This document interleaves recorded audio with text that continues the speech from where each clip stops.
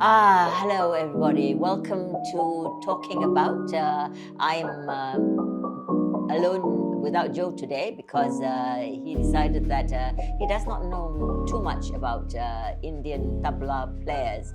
No. This is episode 8 of Talking About.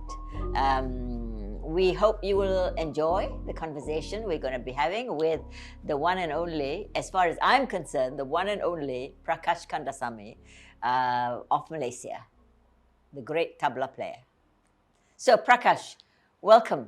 Thank you, Faridah. And you know, we have been friends for a long, long time. I mean, although I'm a few decades older than you, Yeah. but we have crossed paths. We have worked together. I even know your family, Yes. your My beloved uncle, late uncle, Kedas, and so on.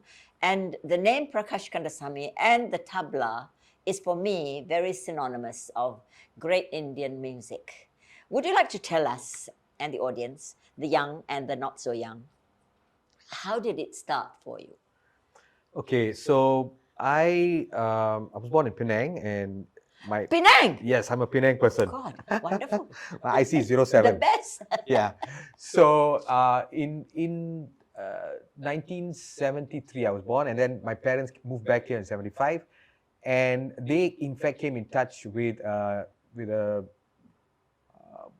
what do we call a Swami or a sannyasi from India. His name is Swami Shantanan Saraswati, who had a small prayer group where we all attended regularly, you know, for prayers and bhajans, which are devotional songs. And my whole family was very devoted to him. And then in 1981, he started the Temple of Fine Arts as the founder of the Temple of Fine Arts. I see. Because what he found was that in a young country like Malaysia, the Indian diaspora, which was here, would be kind of losing out on their roots and to know a little bit more of their culture. So in order to do that, he needed the leadership. He needed a leadership and needed someone to bring all these people together.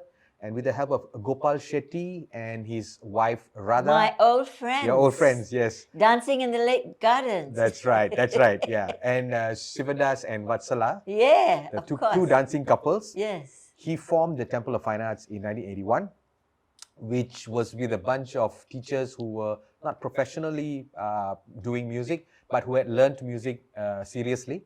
And they were the ones who started doing music and dance classes. So it happened both at the same time, music and dance? Yes. We had another great our first music director of the Temple of Fine Arts, who's passed away. He used to work for the Indian station in RKM, the Indian channel. His name was Nagaswamy Bhagavathar. He's known to all the Indian musicians here in Malaysia. And he worked in Radio Malaya? He worked in Radio Malaya, and he was actually composing music, and he also gave talks on comparative music between film music and classical music, Indian classical music. So he was the music director, the first music director, and there was Suresh Ramachandran, my first tabla teacher. He was the teacher for mridangam and tabla, which is the Indian percussion. And there were a few others, Sivamani Salaya, who is the vocal teacher, so many others. They all came together. They all came together. Because of the belief of this man, Yes. this Swami, Yes. who came from India. He came from India. And what his main idea was, as we grew and we heard him speak about the arts, he had a very unique approach about the arts. I mean, for most people, arts was entertainment alone. It was mainly entertaining and moving, right? But he also had a spiritual aspect to it. I mean, not religious. I think we shouldn't confuse the both. But the spiritual aspect of it, yes, was that the pursuit and the serious practice and the achieving of certain skills in the arts was akin to a spiritual practice. It was like meditation. It was meditative. You had to get into a state of Zen in order to go on playing and getting skills into your mind and in your hand. And that devotion you had, his idea was being devoted doesn't matter who you're devoted, what you're devoted to, as long as the devotion creates in you something good and something beautiful, then you are on the right track. So arts is an expression of the divine in his ideas. And we grew up listening to these things. And he was also someone who was not confined to just Indian music or dance. He was so open to other cultures. We had dance dramas which he led by asking Gopal Shetty, Master Gopal Shetty and Master Shivadas and Radha Shetty and Vasla Shivadas to come up with, like Swan Lake, Tchaikovsky's Swan Lake. But we used Indian music, and we also used a bit of the original score. And when we had Lady White Snake, which is a Chinese Lady White legend, Snake. Masuri, Ramayana in ASEAN style. How long ago was this? This was a long time ago. I can remember 86 or 87 was the first one which we did was Swan Lake. Sorry, before that, 84 we did Jonathan Livingston's Seagull, Richard Bach's story, which Swamiji loved the soundtrack by Neil Diamond. So international. Yeah, so wow. Way back in 84, which is like what, 38 years ago. You know, it's a long time ago for someone to think so forward and bring everything together. So I grew up, and a lot of us grew up in this environment from young. And that belief, and it was just, I didn't know anything else. This was it. I mean, this was true as can be. No one was there to tell us any other thing, right? So, I mean, you call it brainwashing, whatever you want to call it. But of course, I live in the society. I live today. I flourish. And it's not the things which are put into my head or my psyche were not bad, I know, right?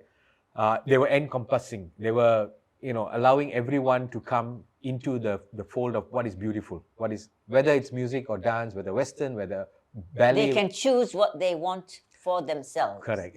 There's no such thing as, you have to learn Indian music, and then Indian music is very spiritual. Absolutely. No. Nothing like that. Nothing like Wonderful. that. Yes. What a free-spirited that's right. Thinking, of grouping of people. Yes. And people who were not so young, people who were kind of elderly and had this understanding that can spread. Oh. Yeah. Amazing. Yeah. So I was actually, my dad is not a musician. He was working for Bank Negara in those days, and he always loved Indian music, classical Indian music, and he learned Indian violin, sitting on the floor. And he made my brother start also learning, my elder brother, who is a dancer, Shankar Kandasamy. He made him also learn violin. He was very good. And when I was 8, my father wanted me to start. So I did start learning Indian classical music on violin, right? At the age of 8, I was a very bad student of the subject. So, and at the age of 11, I started learning Bharatanatyam dancing at Temple of Fine Arts. So that I was somehow, my teacher really loved me, and even till today she's very proud of me, Vasuki Sivanesan. Right. And so she was someone I really looked up to, and she taught me, very well. And all the teachers kind of liked me for my dancing at that point. And a good student. I was a good student. Polite. And I managed to pick up. Right? So I was blessed with something. Okay. And then when I was 16, Temple of Fine Arts, in those days, of course, the money was different value. You only paid 25 ringgit a month, and you could learn 2 subjects. So you could learn, say, dance and vocal music, or dance and an instrument. 25 ringgit a month. Of course, in those days, the salaries were lower, the buying power was more of the ringgit, so it was different. We're still selling it 25 ringgit, incidentally, Prakash. Yeah, that's true. But what happened was, I said, you know what, there's this tabla class, and all my friends joined the tabla class. So I decided, hey, let me just try it. I mean, there was no real inclination towards it. Right. I just thought, okay, let's try my hand at it. Yeah, but the good thing about that was also, Prakash, probably, the fact that you paid a little, even though it was a little, you paid. That's right. To that's learn. Right. And I think that's what you're saying is absolutely true. And I will come to that aspect of the fees and things like that, and how it affects learning to a great degree. So I started learning, and my teacher was Suresh Ramachandran, my first teacher, who is a fantastic person. He is a brilliant academician. He's a accountant, and he was a gold medalist from the Colombo University in Sri Lanka. He was a refugee in Malaysia at that point. and he was teaching at UiTM in Malaysia for accountancy, and he was teaching mridangam and tabla. So for me, he was godsend. So I started learning, and the sad thing was when I started, my friends, sad thing for me, my friends who were joining the class with me had already learned the barrel drum, mridangam, which is South Indian drum. So when they struck the instrument on tabla, there was a sound they were getting.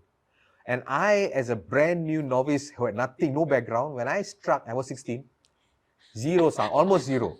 So when I watched them, and I was like, oh my God, I can't get the sound, it's not reacting to me, the instrument. So I went for about a month and a half or something for class, just went, tried my best. And I didn't even have a tabla. In those days, it was not easy to purchase one. So I didn't even have a tabla to practice. So after 1.5 months, or 2 months or something like that, I told my teacher, I said, sir, I think I want to give up. I don't think I can do this. I don't want to take your time. But I think he saw something in me, which I couldn't see at that point. And he said, no, okay, if you want to take a break. And I know you don't have a tabla, so you take this tabla home, this pair, and you keep it with you, and then you keep practicing whatever I've taught you, then you come back. If you feel like coming back and return it, or if you want to join. So, those days, Form 4, I was in Form 4, the honeymoon year before SPM. Right? So my mom's a school teacher, and she used to tell, study Prakash, study SPM next year. And I was using tabla as an excuse to not study. I would just every few minutes go into the other room, and just practice. Try to get that one sound first, Right.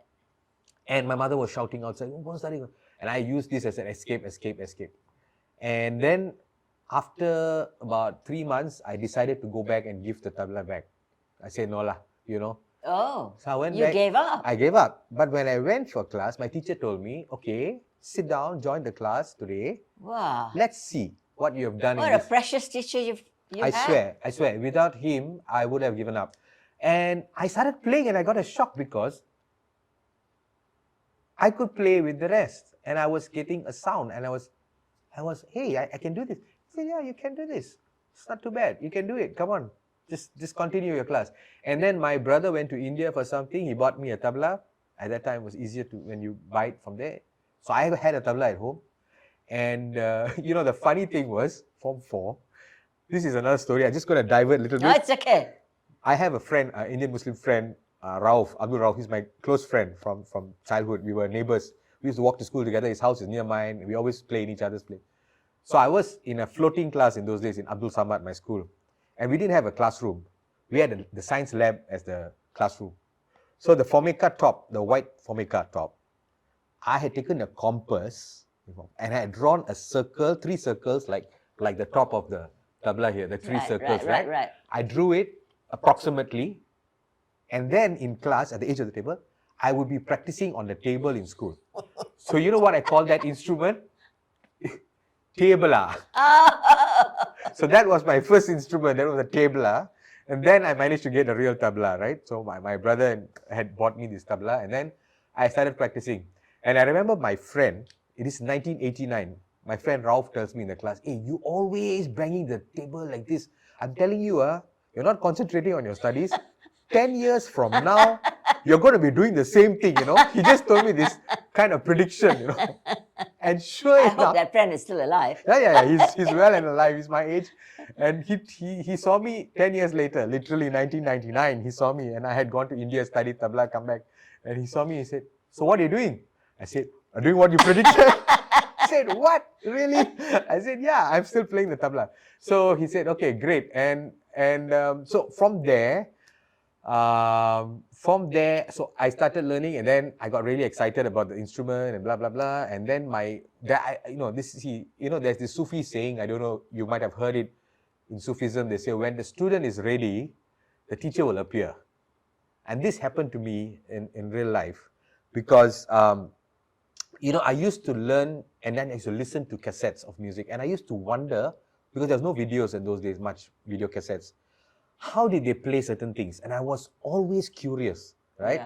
When I learned, I'll just show you a little bit. When I learned on my left hand, I only learned using one finger. That is this stroke. This is called ge.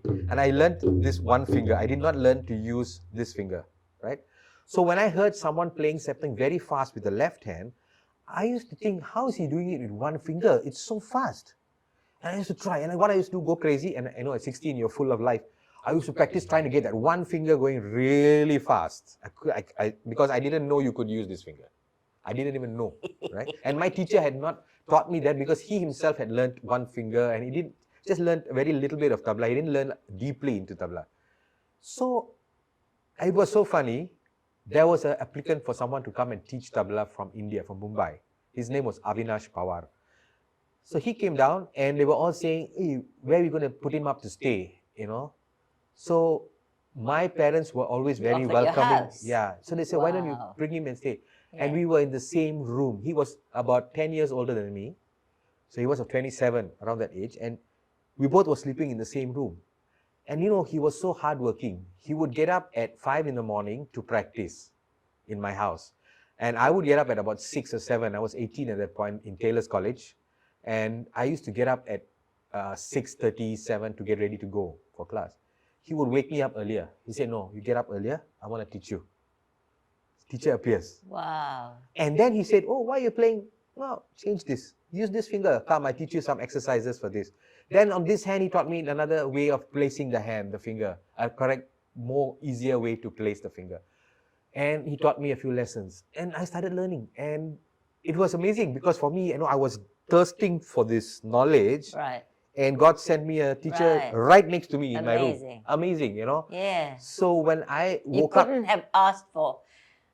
Exactly. This is truly godsend. It's a godsend, right? And when I come back from college at 3 o'clock in the afternoon, I could hear tabla in my house again. And my mom would say, this guy would be practicing from, after I leave to college, he'd be practicing up to about 9 o'clock, about 3 hours in the morning.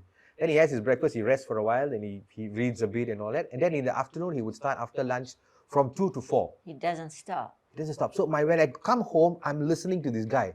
I'm like, oh my God. I go inside the room, I sit down, say, yeah, sit down. And I'm watching him, watching his hands, watching his everything. It's like, you know, live a concert going on in front of me. And I was so grateful, you know, for this. But what happened was, you know, he was so missing home and missing Mumbai and everything. And he said, you know what, I can't stay here too long. So he was here for 3 months. But in that 3 months, he taught me a lot. And then for the rest of the time, I had taken that lessons and kept on practicing. And you know, the beauty of learning a skill is that even if you don't have a teacher all the time, if you are searching, your skill, your practice is your teacher. And your instrument is your teacher. After some time, one skill leads a door to another skill. It slowly opens the door. You don't realize it. So sometimes it's like going on a plateau. You're going... And I suppose in those days, there is no visual connection that you could have with him, No right? YouTube, no phone, there's no Zoom, something. Nothing, Skype, nothing. Right? So I couldn't even call him because to call him was expensive. You call from the landline and, you know, why to call him? So you just have to believe and trust the last 3 months have given you something. Yes, and it did. Because again, when you're growing, you don't realize you're growing. So I was growing and growing. And again, I get a teacher sent to me. Okay, sorry, I forgot. Another one. Yeah, another teacher. I forgot to tell you this. Okay, I told you I danced. Bharatanatyam. Bharatanatyam. And we had a graduation. And in that graduation, somehow, there was like 100 over of us who did it, the very first graduation. Somehow, I won an award, my first award actually, from the Temple of Fine Arts, called the SivaGopal Award, Shivadas Gopal Award. So SivaGopal Award, which was given to 3 people. So there was a dancer from Singapore, Temple of Fine Arts, Sujata, Sashi, a violin prodigy, Sashidharan Nair. I think he has performed here in KLPAC, and myself for dance. I got it for dance. You got it for dance. I got it for dance. And it came with an air ticket open for 1 year. India. To go to India. Now listen to this, because I knew people in Madras or Chennai. In those days, it's called Madras. These 2 guys, they get Madras return ticket open for a year. You can use it within a year. But I got my ticket for Mumbai. And I don't know anybody in Mumbai. Right? So I got this ticket in the end of 1990. And 1991 May, this other teacher, Ustad Usman Khan, he comes down to Malaysia to perform with his tabla player and other people. And I am so enamored by them. And he came from? He came from, okay, at that point, I don't know India properly. I only know Madras, right? I only know Madras. I don't know Mumbai. I don't know what's all those places about. And then he comes, he plays with his tabla player. And I was in Taylor's College. I used to ponteng to come in the mornings because they have rehearsal. I used to ponteng, come there, take a bus, come there in the mornings and watch them playing. What did you study at Taylor? Taylor's, I did the South Australian matriculation in bioscience or something like that. The streaming was with biology and chemistry and physics. So you're also a scientist? I'm not. Well, the science of music, right? Okay. But anyway, what happened was, so I used to ponteng, I used to come there, listen to them. And then when they go back after the morning practice, in the room there, I had a tabla. I used to try and imitate what I listened, right? Try to imitate, just impressionistic sounds and things. Because amazing technique It's that currently called jazz. Yeah. So then this Ustad Usman Khan, his sitar maestro. Yeah, famous. Yes, he one day passes by and he stays back in the place, and I didn't know he stays back at Temple of Fine Arts that day. He walked past the room I was sitting in quietly and practicing, and he opens the door and says, "Who is this?" He says. Again, it's like what Tamil movie, you know, it's like. And I looked up and I said, "Oh my God!" I said, "Oh, I'm sorry, I didn't know you were here." No, you're playing nicely. Okay. He just looked at me and said, "Okay, what's your name?" I said, "My name is Prakash." He said, "Oh, okay." Closed the door and he goes off. In the evening, he's going to perform, right? So his daughter is also one of the performers. He sees me walking and I'm running around arranging the mics and the chairs and everything for them. I'm so excited to be able to watch them play. Right. And he says to me, come inside here. So I go inside and said, "Do you have a tabla? Your tabla is here?" I said, "Yeah, I have my tabla here." "Oh, just bring it and come." So I thought he wanted to use it, you know, maybe an extra pair. So I brought the tabla, I gave it to him. And I was walking, I said, "No, wait, sit down. So I said, "Yeah. You know how to tune it?" I said, "No, I don't know how to tune it." "Okay." And he tunes it. And then he says, he uses this, you know, they use this hammer and they tune on the sides, right? So I said, "Okay. Play." I said, "Play what?" I said, he tells his daughter, "Rukia, you play the main composition, let him accompany you." So I get worried, like, what's happening? You know, you're sitting in front of this mountain of a musician and I'm sitting there, I don't know jack, you know. And so I play, I'm 18 years old and I start playing whatever I know with her. And he says, "Good. Okay, why don't you solo a little bit?" I said, "No, I don't know anything else. I just can play this basic rhythm, you know." He said, "No, you play something." I said, "No, I don't know anything." I said, "Okay, fine." He said, "Do you have a nice kurta after this?" Because I was wearing a t-shirt, jeans, all sweaty. I was going to have a bath in Temple of Fine Arts and then change.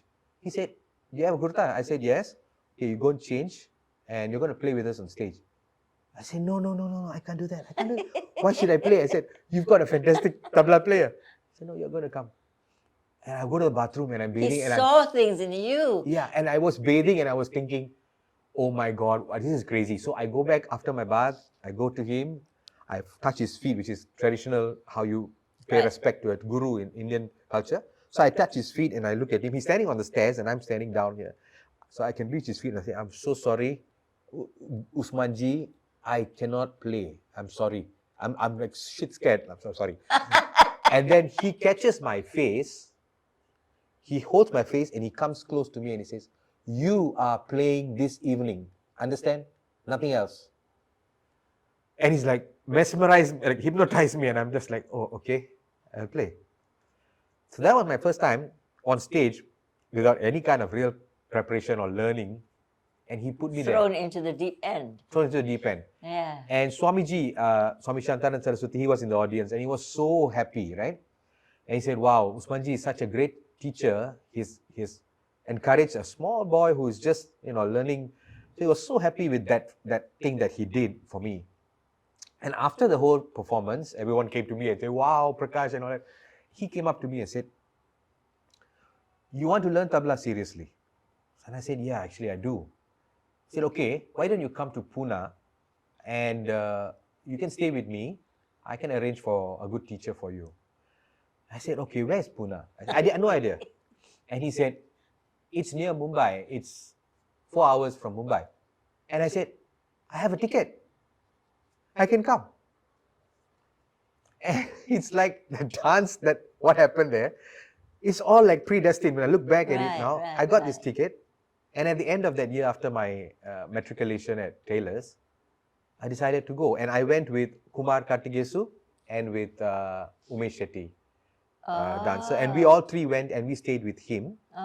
And he was like... And you were all teenagers? We were all teenagers. I was the youngest. I was 18, Kumar was 19, and Umesh was 20. Wow. Right, at that point. And first time away from family, from home. How long was the sojourn? So that time we stayed for 3 months. Oh. Yeah. Not bad. Not bad. And then, but even more miraculous was, you know of Zakir Hussain and Allah Raka. Allah Raka is Zakir Hussain's father, Ustad Allah Raka, who played with Ravi Shankar. When I went to Pune, I was under the impression that I was going to learn from the person Usmanji had brought to Malaysia to another tabla player. So I thought he was going to send me to learn from him, right? Because for me, he was like great. And you know, the shock of my life, again, another blessing, immense blessing was that he said, I'm going to take you to Ustad Allah Raka to start classes. Wow. This is like, yeah. It's something you never dream of. The god of tabla. Yeah, the God's father and the father of the god of tabla. And I'm like, what is happening here? Is this true? Am I dreaming? Am I pitching myself? You know. And I go to his house. I'm introduced to him in Mumbai, and he's a very strict-looking person. He was already in his 70s at that point, but he was. So I had classes with him in his school in Dadar in Mumbai. So long story short, when I came back, my mind was totally in wanting to be playing tabla. How I was going to survive? Doesn't matter. I didn't know. Yeah. I didn't care. I was just a very passionate boy at that point. I wouldn't say tabla player. I was a student, but I still am. And it is just from that point, my parents were very upset that, you know, what are you doing? You know, what are you trying to do? And because of their devotion to Swamiji, and because Swamiji saw the spark in me also, he said, don't worry, you will be fine. Don't worry. And he kind of assured them that, don't worry, let him do this. And that was the most important thing for me, because I needed them to be okay with it. Right. Because I needed their blessings. My mom was still very hesitant. My dad was kind of like, okay, whatever you do, make sure you do it well. That's all I want you. I want you to be serious about what you do. Whatever you do. So that was advice I never forget, my dad's advice. And Swamiji was like the rock of Gibraltar for us. I mean, he was there for us. We didn't even think twice. All of us at Temple of Fine Arts. We were like, you want to do the arts? Do it. You'll be taken care of. Don't worry. Taken care of, we didn't know how, what. Yeah. But till today, someone's there to look after you. Some big hand is on my head, protecting me. I feel that. So, so I went to India again in '94, and I did a Bachelor of Arts in English Literature, which I'm not anyone, so I'm speaking to you. So, because I needed a visa for 3 years. You study anything that came by. The simplest course I thought, but it wasn't. And I studied tabla with another maestro in Pune, Ustad Muhammad Hanif Mirajkar. And I studied with him for the next 6 years. And in that period, there was, you know, fantastic, beautiful. So the English literature was just an aside. An aside. It was just a front to make sure. Because Swamiji also did tell me this. He said, whatever you do, get a degree. The most important, basic thing you need is a degree. If you get a master's, even better. But you need this in the world today. You need that. You know, he was very practical. He didn't say, you just, you know, just do your music. It was not that. It was, you've got to have something to fall back a little bit on in case you are, you know, in trouble. So I, from there, came back to Malaysia in '99 and managed to work at the Temple of Fine Arts as a teacher. I started teaching very young. I mean,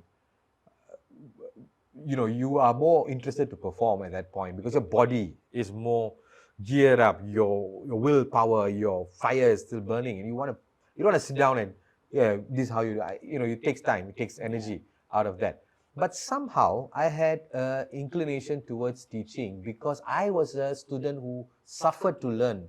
So when I saw the students suffering, I empathized with them because I was one of those. I wasn't a naturally gifted musician. I was someone who had to work for everything, and I still have to work for it. If for 2 days I don't practice, I feel like it's going down. right? I can immediately hear Yeah. it's different. So I'm the kind of, there are students who are, there are tabla players who are natural. That means even if they don't touch the instrument for days, they just go on the instrument and pop, it speaks, right? So when I empathized with the student, I found that they were picking up fast. I could pass down this thing to them easily somehow. And so teaching started very young for me. And it was also an income which was more steady because your performances was sparse at that point. When Swamiji was around until 2005. Now, what would a teacher earn at that time? Well, not much lah. Not much, but it was enough for you to... At that point, I didn't have, I was married in 99 after I came back. So I didn't have kids till 2004. And so that 5 years of teaching, slowly establishing my name. I mean, I didn't go about establishing anything. It just slowly happened by itself. Right. I didn't do anything consciously in terms of making a name. I don't think I ever did that. Or wanting to be rich? Yeah, nothing. And it just, things were coming to me. I noticed that things were coming. And my teacher, even in Pune, Ustad Usman Khan, the sitar maestro, he lived a very Spartan life, but he had a philosophy of life which kind of resonated with Swamiji's way of thinking as well. Even though he was from a Muslim background family.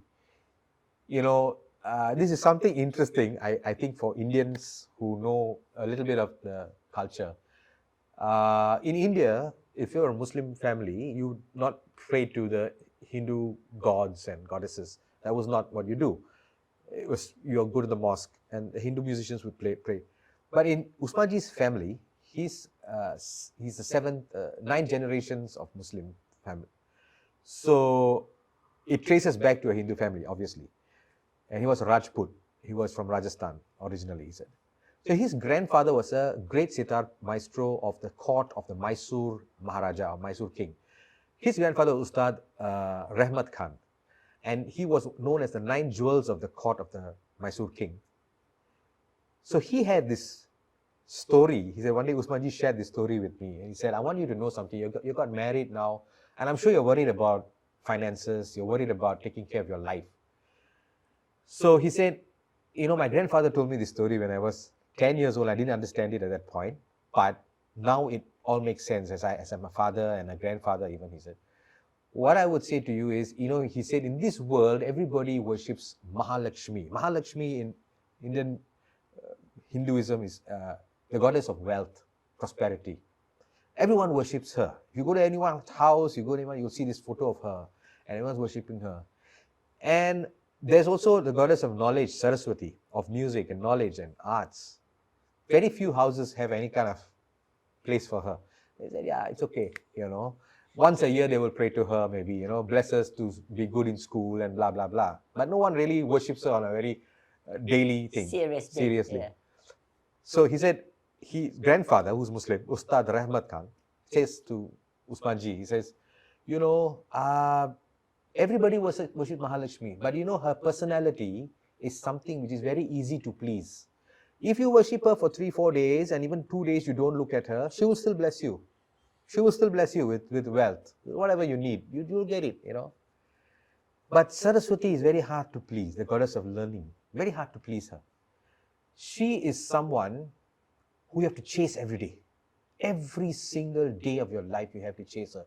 Because if you're a musician, you practice and you practice and you practice. And if one day, even one day you don't do it, she would turn her face away and say, oh, this boy is not serious about me. Okay, very hard to please, you know. Wow. But if somehow, by God's grace, by her grace, you manage to please her, you know what she would do for you? She would pull Mahalakshmi by the ear and say, give this boy what he needs in his life, you know. The wealth would come rolling. She will bring the wealth to you, you know. This is what he told me. And I, you know, when I was not very young, I was like 26 when I got married. And he told me this story. For me, it really hit home because, oh wow. So basically just concentrate on What a lovely story. Yes. And it's, for me, what I've seen is, as much as I know that my family has helped me and blah, blah, blah, there's a lot of help from everywhere. It's been coming. So are you still devoted to Yes. this goddess of learning? Yes, I am. Oh, I wow. am. And in fact, 3 years ago, I mean, I used to have a photo in my altar in the house, and I used to pray. But 3 years ago, I managed to get a small idol. And so we've been doing the puja and things like that at home. So I feel that there is, I mean, this is a belief, of course, but it's worked for me. It's somehow, I guess what you believe in works, you know. So I'm not saying this is the gospel, you know. I'm just saying that you need to have faith in what you do. You need to put your heart and soul in what you do, and things will start working out. If they don't now, then in some time. But be patient, persevere. Perseverance is underrated or not talked about today. Everyone wants things fast. You know. Prakash, time is running, and we want, especially, and the people out there, are dying to hear your tabla. Oh, okay. Yeah. We'd like to spend a few minutes. Now, the reason you put the tabla well covered is because of the air and the cold and the heat moisture. and the thing. Actually, it's the moisture which can spoil this black center, which is made of iron powder. Sabla. Iron powder. This is it's made of manganese oxide, which is a kind of iron, which creates this sound, metallic sound. If I stop this from vibrating, you get a flat skin sound. You don't get anything. Right. Here, if I don't let this vibrate, it becomes very high pitched. If I do this, it becomes bass. God, such a great difference. Yes. So to maintain this, especially in humid Malaysia, we need to use a little bit of Johnson's powder. Okay, and that's to keep the fingers. Branding someone. Yeah, branding going on here in case I get a endorsing gig. But so basically, it has a language. Just a little bit of demonstration of the language. It's alphabets strung into words, strung into sentences and paragraphs. So starting off with alphabets, on the right hand, on the edge, we have the vowels R and then E here and So you have ta, tin, tita, tira, kita, all these sounds. So ta, na, tin, ti, tita, and then left hand you have a ge, and then you have k, right? And then you have combination of both hands. If I play ta and ge together, it becomes a dha. It's a bassy ta, so it becomes. If I put tin and ge together, it becomes din. So, and if I put tita and k and ta, becomes tita kita, right? So all these, and then more and more syllables. I don't want to go on too much. But there are many more. There are many more. So you have like dina, gena, tun, dira, dira. Different parts of the hand. I use the whole palm of the hand, the tips of the fingers here. So you have different. So if I put it together, something like if I say da tira kita taka ta tira kita taka. This is sounding like this in my mouth. So if I say, it sounds like that, right? Da tira kita taka ta tira kita taka. Da tira kita taka ta tira kita taka. Now I add something to it. Let's say I say da tira kita taka ta tira kita taka tira kita taka tira kita taka ta tira kita taka tira kita taka ta tira kita dha tira kita taka ta tira kita dha tira kita taka ta tira kita dha.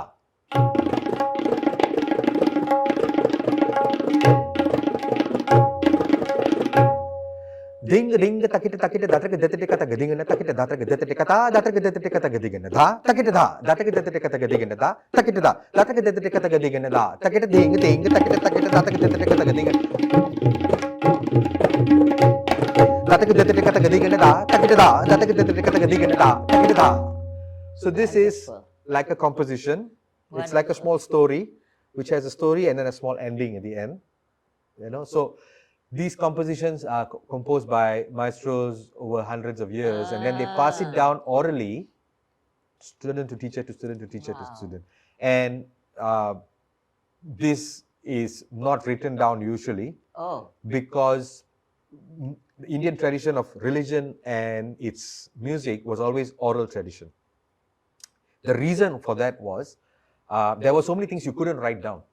Oh. You could not write down. Now, for instance, now most of these I can write down, but expressions on the instrument, like for instance, the left hand here, I'm just playing it plain, right? Boom, just like that. But if I do,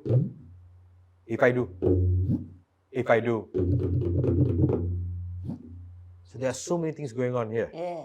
How do you write this down? The stroke is gay, but what you're doing with it, how do you write? So you teach them the sound. If I say, da, ge, na, te, na, ke, din, na. I write it down, it'll just be da, ge, na, te, na, ke, din, na. You don't hear it on a paper. But if a teacher tells you, da, ge, na, te, na, ke, din, na, then you attempt to imitate his voice. And he goes, Wow.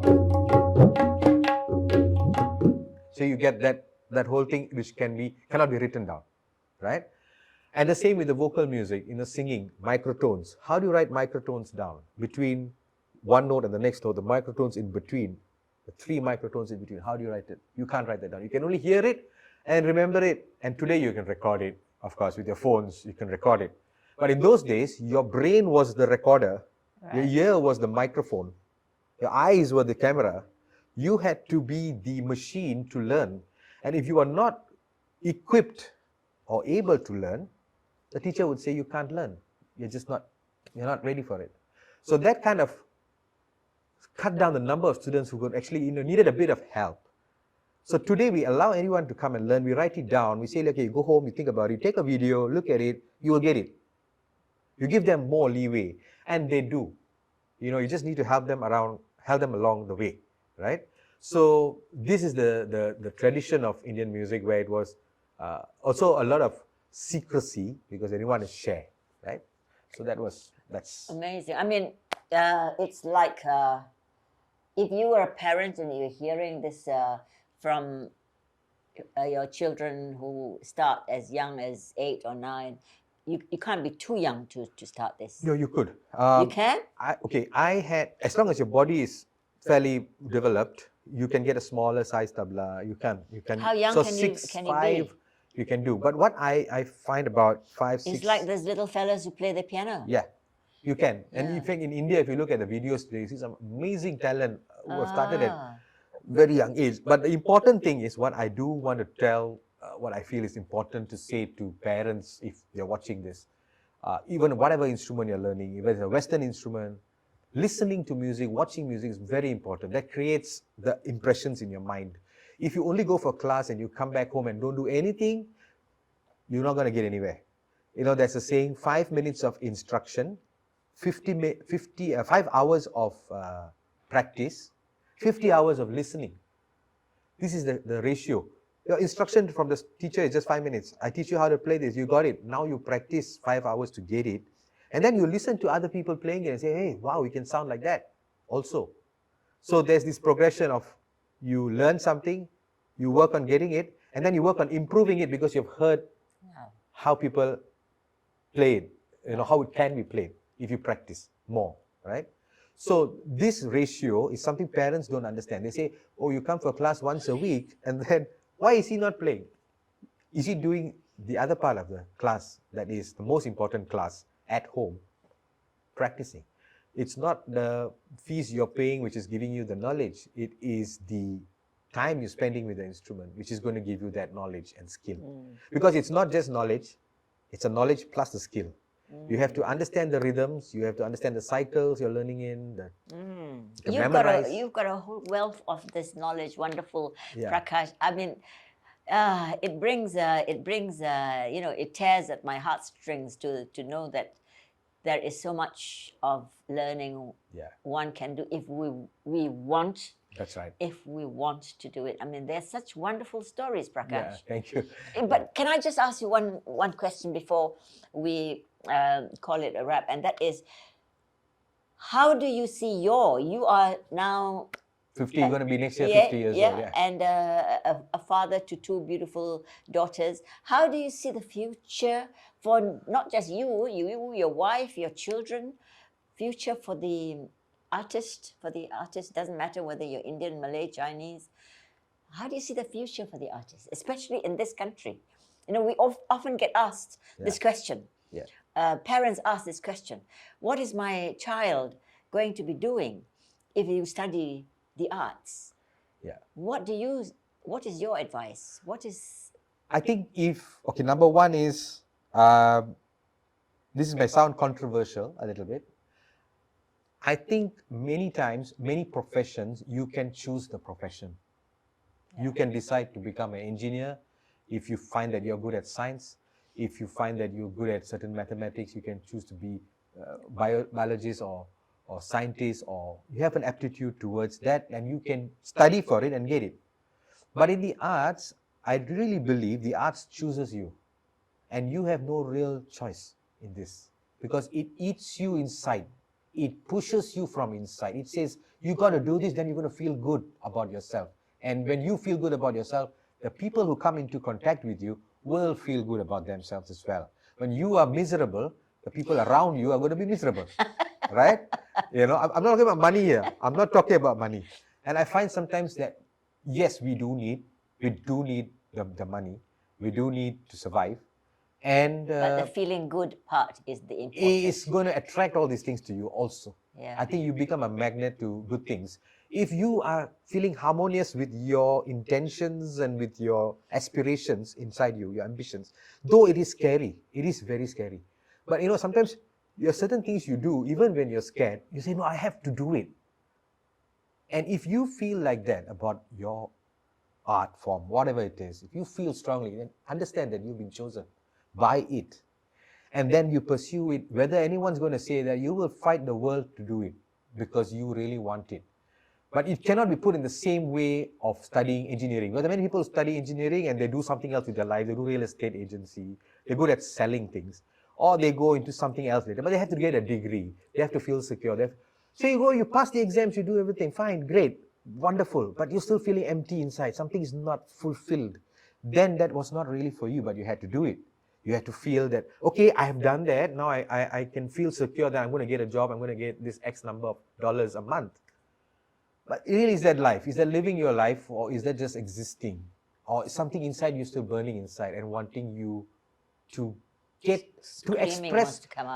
express your whole being as a full being, not just as an intellectual being or a physical being, or not as an emotional being, but all three things, my mind, my emotions, my body, they all have to come together to make me feel wonderfully whole and hopefully touch someone else and they feel, I want to feel whole like that too.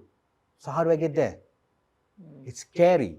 It's scary. And parents, you're going to be scared. And I, as a parent, have the full right to say that I am also scared about my daughters if they want to get into the arts. But you must allow yourself. I will try to, say that, but I would say, get a degree, like how I got a degree. Get a degree, do something in that, because the arts is never going to leave you, but get something to hold in your hand as well. You need something there in the event. Always, safer to be careful. So my advice about the future, if you ask me, that was your question about the future. I mean, it has survived centuries, the arts, without the help of money or without the help of social media, without the help of media or press or anything. It has come down, the art of playing tabla has come down 500 years at least. It's still here today. It's growing with the help of all those things. How did it survive? It will find a way. It will find the person through which it will survive, who has the guts to let it survive. It will find it, not me. I'm not going to be, I'm not a caretaker of it. It takes care of the artists who decide. Who wants to do it. I believe that. Because I've asked myself this question as well. I mean, what are you doing? Sometimes I ask myself, are you crazy? Like, are you crazy? What are you doing? And the answer is yes, I'm crazy. And my wife, thank God, she's a musician as well. She understands. My children, they understand the limitations I have on spending. We do. But they seem all okay. They seem okay about it. So I guess you attract the people who will be conducive, or they all are vibrating at the same emotional level, who say, yeah, that's fine. Fine, Dad, you're okay. So I think there's no real advice I can give except that love what you do. I think whatever it is, ask yourself whether you really want to do this, and then do it. and take that jump, leap of faith, have a degree. And honestly, I do feel that if for music, don't have to do a degree. You can learn music. Music has got nothing to do with paper qualifications. You can learn it. It's an art form. You get a degree in something else if you want. Get it in something else which requires a lot of academic exploration, and you need to exercise your brains. Get it done. But after that, focus on what you want to do. And if that works out, fine. Yeah, that's my answer to. Thank you, Prakash. Thank you so much for it. It has been a wonderful half an hour, more or less, and really, I'm so glad to be speaking to you today, and I hope you are happy too. Thank you. Yeah, thank you so much for calling me. And we hope that the audience out there will wanting to touch base with you and wanting to know more, and they're more than welcome, right? Yes, of course. Thank you so much, and bless you. Thank you so much. And bless Faridah. you, and the tabla and the music and all those wonderful people who have come before you. Yes. Thank you so much.